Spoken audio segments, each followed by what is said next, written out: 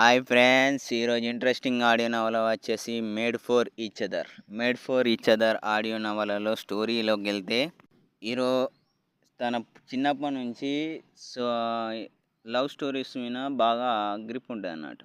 అతనికి 10 ఇయర్స్ వచ్చినప్పుడు ఏ అమ్మాయి తనని లవ్ చేయదు. ఎందుకు చేయట్లేదు అంటే తనకున్న పొజిషన్కి అమ్మాయిలందరూ అప్పటికే రిచ్నెస్ కోరుకునే అబ్బాయిలని, వారిని మంచిగా ఎంటర్టైన్ చేసే అమ్మాయిలని ఆ ఏజ్లోనే తెలుసుకుంటాడు. అంటే దీన్ని బట్టి మనకు కావాల్సిన అమ్మాయిలు మన ఆలోచన తగ్గట్టు దొరికే అమ్మాయిలు కోసం మనం వెతుక్కోవాలని నేర్చుకుంటాడు.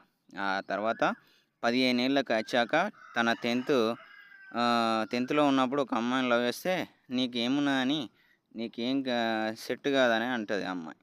దాంతో అక్కడి నుంచి ఈ లైఫ్లో లవ్ స్టోరీస్ అన్నీ వేస్టే అని తెలుసుకుంటాడు.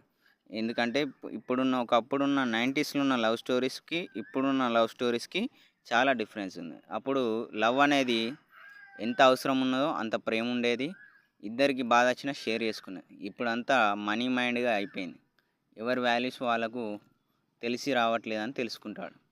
తర్వాత 20 ఏళ్ళకి అయ్యాక ఎడ్యుకేషన్ సిస్టంలో చదువుకుంటానని స్కోప్ తోటి చదువుతాడు. చదివిన చదువు కూడా ఏం గ్రిప్ ఉండదు. పోనీ ఒక అమ్మాయినైనా లవ్ చేద్దామంటే అమ్మాయిలు ఎక్కడ ఫ్రెష్గా ఉండట్లేదు. ఏం చేద్దామని ఆంటీల దగ్గరికి పోతే వాళ్ళు కూడా ఇట్లా ఎందుకు అయ్యారని అడుగుతాడు. జీవితంలో అన్నీ కోల్పోయి కష్టాల మీదకి వచ్చినప్పుడు ఈ వ్యాపారాన్ని ఎంచుకున్నామని తెలుసుకుంటాడు. దాంతో అక్కడ కూడా మనశ్శాంతి ఉండదు. ఆ థాట్స్లో ఉంచి బాగా డ్రింక్ వేస్తాడు. వైన్ షాప్కి వెళ్తాడు.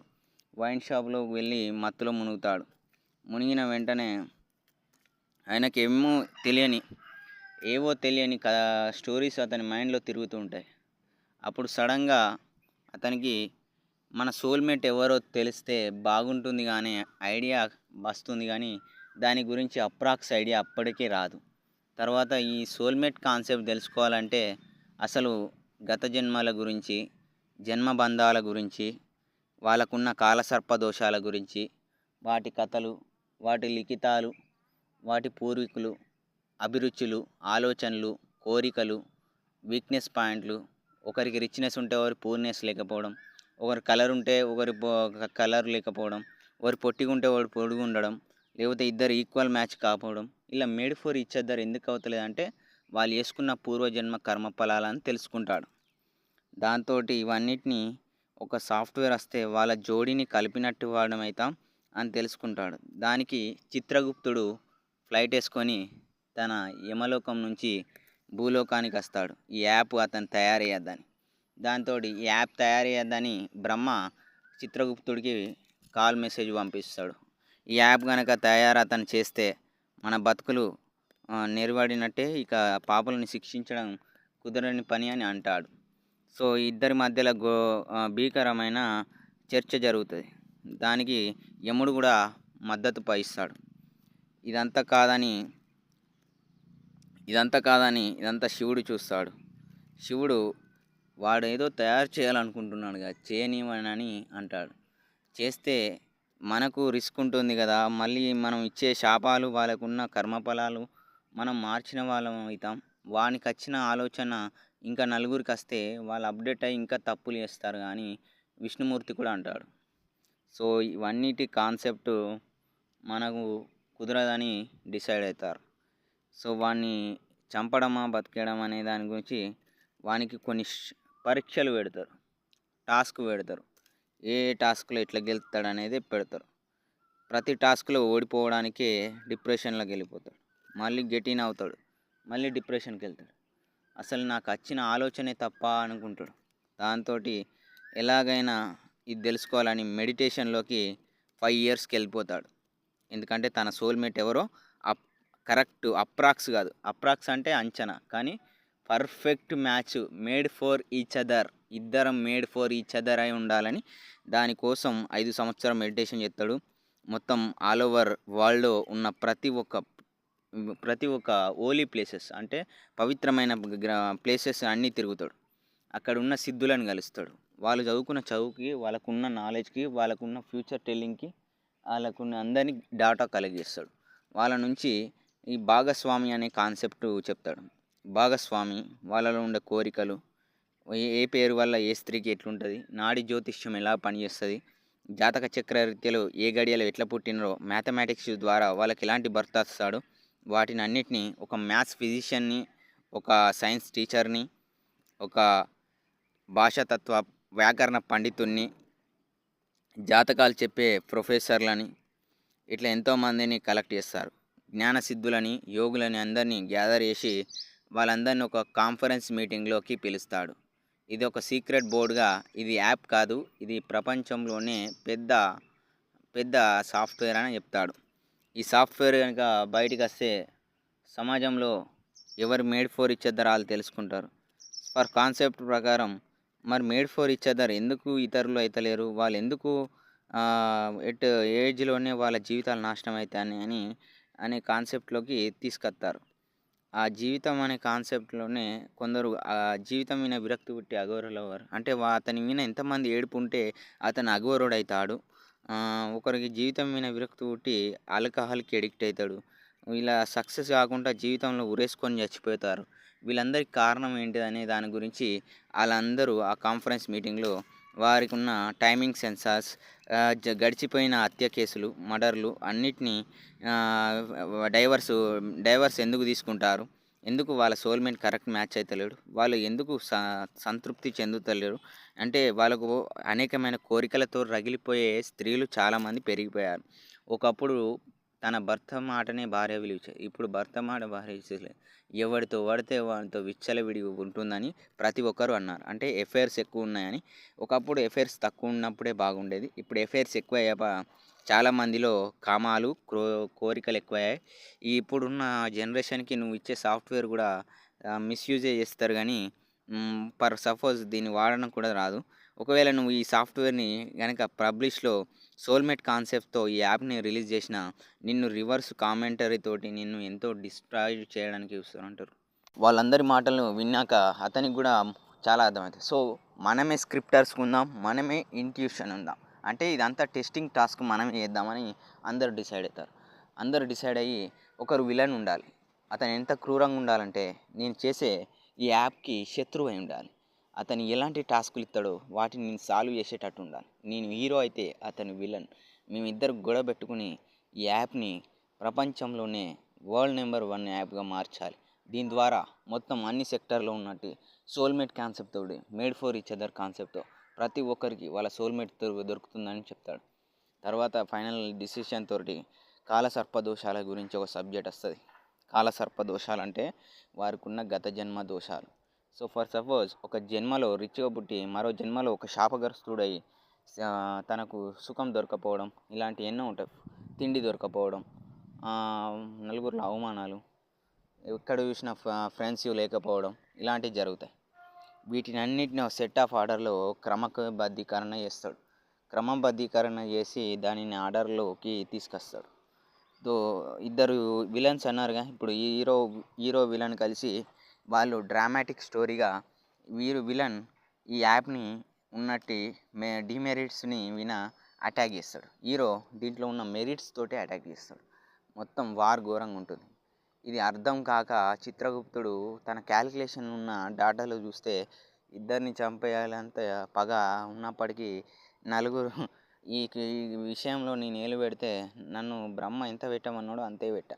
సో, నేను మ్యాథమెటిక్ క్యాలిక్యులేషన్ తోటి నా పని ఏంటిది? పాపులను శిక్షించడం. నాకు చేయాల్సిన పని నేను చేసి పెట్టా. బ్రహ్మ ఆజ్ఞ ప్రకారం నేను వీళ్ళిద్దరిని కొంచెం కన్ఫ్యూజ్ చేయాలి అంతే. అంటే కన్ఫ్యూజ్ చేసేస్తాడు.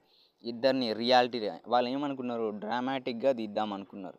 కానీ వాళ్ళ మైండ్‌లోకి రియాలిటీని రాసి పడేశారు. ఎవరు? చిత్రగుప్తుడు. ఏది? మ్యాథమెటిక్ ఈక్వేషన్ తోటి. అది రియాలిటీయో, డ్రామాటికో ఇద్దరికి కన్ఫ్యూజ్ అవుతుంది. ఆ కన్ఫ్యూజ్ థియరీలో ఒకరినొకరు చంపుకునే పగలు పెరుగుతాయి. ఇదంతటి కారణం బ్రహ్మ. బ్రహ్మ యొక్క పాపం ఏంటంటే తనకన్నా ఎవరు గొప్పగా బతకకూడదు అనేది ఒక లక్ష్యంతో ఉంటాడు. సో, బ్రహ్మకు ఉన్న అహం ఏంటిదంటే, ఈగో ఏంటిదంటే నువ్వెంత అనే ఒక అహం ఉంటుందట. అందుకే బ్రహ్మ తలని వీరభద్రుడిగా నరికాడు, కాలభైరవుడిగా నరికాడు, పరమశివుడు కంట్లో పడ్డాడు. బుచ్చగాడని అవమానించాడు బ్రహ్మ ఒకసారి శివుణ్ణి. ఈ కాన్సెప్ట్‌లో కూడా అన్నీ జరిగాయి. సో చివరికి చిప్పకూడు బ్రహ్మకే వస్తుందని అందరికీ అర్థమైంది. దాంతో బ్రహ్మతలని ఖండిస్తాడు శివుడు. ఇది స్టోరీ కాన్సెప్ట్ రియాలిటీ. బట్ ఇందులో స్టోరీ ఏంటంటే సోల్మేట్ కాన్సెప్ట్లో ఉన్న వర్కౌట్స్ అన్నీ బయటపడతాయి. బయటపడినతోటి సోల్మేట్ ఎవరో దొరుకుతుంది. తన ఆలోచనలకు తగ్గట్టు అమ్మాయి దొరికినప్పటికీ అది అతనిలో ఉన్న అందాన్ని చూస్తుంది, కానీ తను నచ్చదు. ఒకటి నచ్చితే ఒకటి నచ్చకపోవడం ఇది కూడా జరుగుతుంది. ఎందుకు జరుగుతుంది ఇలా అని వాళ్ళకు నీకు ఏం కావాలంటే నా బాయ్ ఫ్రెండ్ ఇలా ఉండాలి, నాకు ఇంత కావాలి, నా మొగుడు ఇంత సెక్స్ చేయాలి, నన్ను గడిపి సుఖం పెట్టాలి, నాకు పిల్లల్ని మంచిగా చూసుకోవాలి, నన్ను ఏడికంటే అడిగి తీసుకెళ్ళాలి అనే కోరికలే ఎక్కువ లేడీస్లో ఉన్నాయి. వాళ్ళని ఒక చాలా బంగారులో చూసుకోవాలి, షాపింగ్లో తీసుకోవాలి, ఇలాంటి కాన్సెప్ట్ తోటే వర్కౌట్ అవుతున్నారు.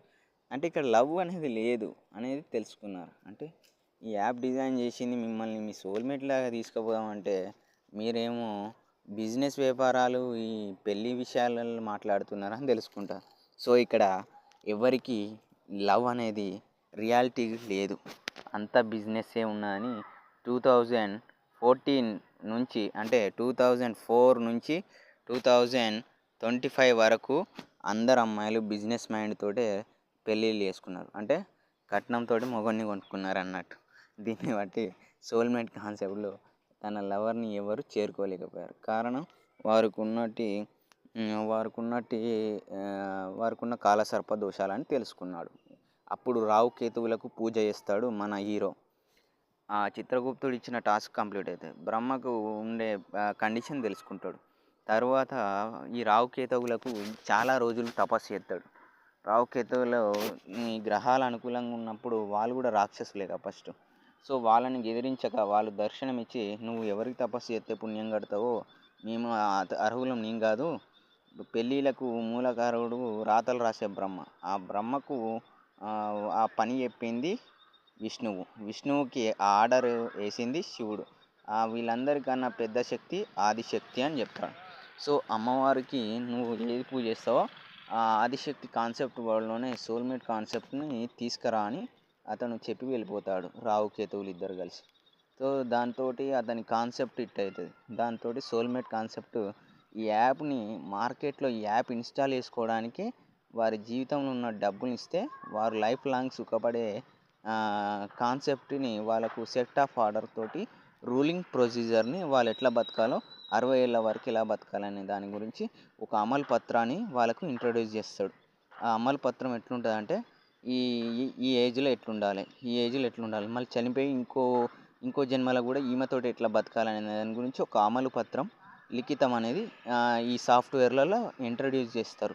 అదే డిఎన్ఏతో మ్యాచ్ అయినా మళ్ళీ పుట్టిన అదే వంశస్థుడైనా అదే ఎలాంటి ఎఫ్ఐఆర్లకు సంబంధించిన కృష్ణుడు అలవాట్ల ఇతనిలో రాముడు అలవాట్లు ఉన్నాయా, హనుమంతుడు అలవాట్లు ఉన్నాయా, లేకపోతే చాలా సేవ చేసే రాజకీయ నేత అలవాట్లు ఉన్నాయా, ప్రొఫెసర్ అలవాట్లు ఉన్నాయని ఇట్లా అంచనా వేస్తారు. అమ్మాయిలకు కూడా ఇలానే వేస్తారు. ఈమె ఊర్వశిలాగా అందగత్త, లేకపోతే టెక్కులాడా, వయ్యారా, ఇలానే అన్ని కాన్సెప్ట్ల మీద వర్క్ చేసి దాన్ని తయారు చేయడానికి హీరోకి తనకున్న ఏజ్ సరిపోతుంది. 50 ఏళ్లలో తాను అనుకున్న కాన్సెప్ట్ని కంప్లీట్ చేసి చూపెడతాడు. అంటే ఇదంతా 50 ఏళ్ళలోకి కంప్లీట్ అవుతుంది. కానీ అప్పుడు అతని కాన్సెప్ట్ చూసి తన ఐడియాని చూసి 30 ఇయర్స్ అప్పుడు ఒక అమ్మాయి లవ్ చేసి పెళ్ళి చేసుకుంటాడు. తర్వాత ఆ యాప్ ఆ డిజైన్ ప్రాసెస్ అంతా తన కొడుకు చెప్తాడు, ఇట్లుంటుంది ఇలా ఉంటుంది. ఆ తర్వాత స్టోరీ ఘోరంగా ఉంటుంది. ఇది ఇంట్రొడ్యూసింగ్లోనే చాలా ఇంట్రూడ్ వాళ్ళు సోల్మేట్ కాన్సెప్ట్లో జరిగాయి. అందుకే మేడ్ ఫర్ ఈచ్ అదర్ ఎందుకైతే లేరు అంటే వాళ్ళకున్న పాపాలు. ఇది ఈ యాప్ లాస్ట్ వరకు దీనిని తర్వాత ఏఐ తోటి ఇంటర్లింక్ చేసి ఫ్యూచర్ని ఫ్రాక్షన్ ఆఫ్ సెకండ్లోనే జాతక చక్రాలకు మ్యాచ్ అయ్యే జోడీని తెలుసుకుంటారు. వీళ్ళని విడదీసుడా కలుపుడు అనేది దాని గురించి కూడా పెద్ద బిజినెస్ మార్కెటింగ్ 2060లో జరుగుతుంది. 2060లో సోల్మేట్ కాన్సెప్ట్ అనేది వరల్డ్ వైడ్లోనే నెంబర్ 1 కాన్సెప్ట్గా నిలుస్తుంది. ఇలా ఈ ఆడియో నవలలో స్టోరీ ఎండ్ అవుతుంది ఫ్రెండ్స్. ఇది ఫ్రెండ్స్, బాయ్ ఫ్రెండ్స్, బాయ్.